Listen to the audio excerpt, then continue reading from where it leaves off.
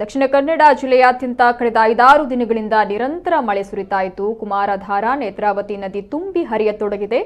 ಸತತವಾಗಿ ಮಳೆ ಸುರಿತಾ ಇರುವ ಹಿನ್ನೆಲೆಯಲ್ಲಿ ಕುಮಾರಧಾರ ನೇತ್ರಾವತಿ ಫಲ್ಗುನಿ ಪಯಸ್ವಿನಿ ಗುರುಪುರ ಗುಂಡ್ಯ ನದಿಗಳಲ್ಲಿ ನೀರಿನ ಮಟ್ಟ ಏರಿಕೆಯಾಗಿದೆ. ನಿರಂತರವಾಗಿ ಸುರಿದ ಮಳೆಯಿಂದಾಗಿ ಜಿಲ್ಲೆಯಲ್ಲಿ ಅಲ್ಲಲ್ಲಿ ಮನೆ ಗಿಡಮರ ವಿದ್ಯುತ್ ಕಂಬಗಳು ಧರಾಶಾಹಿಯಾಗಿವೆ. ಜಿಲ್ಲೆಯಲ್ಲಿ ಕಳೆದ 24 ಗಂಟೆಯಲ್ಲಿ ಮನೆಯೊಂದು ಸಂಪೂರ್ಣ ಕುಸಿದಿದ್ದು ಅಪಾರ ಹಾನಿ ಸಂಭವಿಸಿದೆ.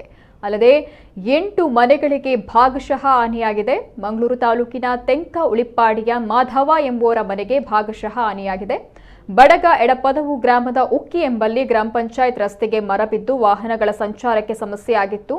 ಮರ ಬಿದ್ದ ಕೆಲವೇ ಸಮಯದಲ್ಲಿ ಮೆಸ್ಕಾಂ ಸಿಬ್ಬಂದಿ ಸ್ಥಳಕ್ಕೆ ಧಾವಿಸಿ ಮರವನ್ನು ತೆರವುಗೊಳಿಸಿದ್ರು. ಮಂಗಳೂರಿನಿಂದ ಬಜ್ಪೆಯ ಮಂಗಳೂರು ಅಂತಾರಾಷ್ಟ್ರೀಯ ವಿಮಾನ ನಿಲ್ದಾಣಕ್ಕೆ ತೆರಳುವ ಮಾರ್ಗದ ಪದವಿನಂಗಡಿ ದ್ವಿಪಥ ರಸ್ತೆಯಲ್ಲಿ ಸಂಜೆ ವೇಳೆ ಬೃಹತ್ ತೆಂಗಿನ ಮರ ರಸ್ತೆಗೆ ಅಡ್ಡಲಾಗಿ ಬಿದ್ದಿತ್ತು.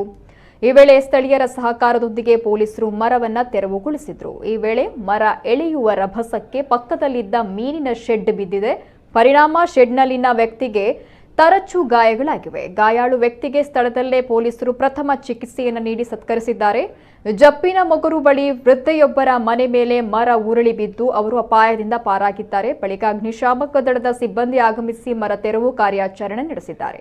ಕಡಲಿಗೆ ಇಳಿಯದಂತೆ ಮೀನುಗಾರರಿಗೆ ಎಚ್ಚರಿಕೆ ನೀಡಲಾಗಿದೆ. ಜುಲೈ 17ರವರೆಗೆ ಭಾರೀ ಮಳೆಯಾಗುವ ಮುನ್ಸೂಚನೆಯನ್ನ ಹವಾಮಾನ ಇಲಾಖೆ ನೀಡಿದ್ದು ರೆಡ್ ಅಲರ್ಟ್ ಘೋಷಣೆ ಮಾಡಲಾಗಿದೆ.